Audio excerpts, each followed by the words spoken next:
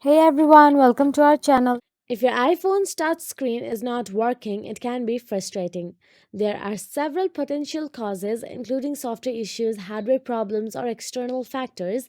And today we are here with comprehensive guide with three main ways to fix this issue. So let's get started. Firstly, restart your iPhone.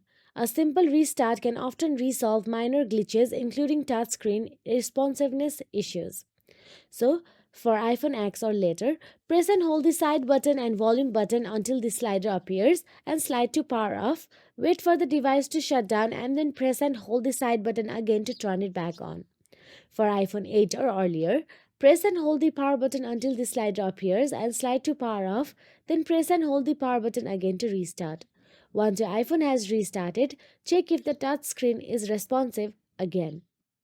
Now, the other one is remove any screen protector or case. If you are using a screen protector or case, remove it to ensure it is not causing interference with the touch screen.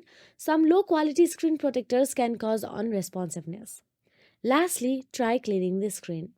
Ensure the screen is free from dirt, oils, or moisture that may be affecting the touch functionality.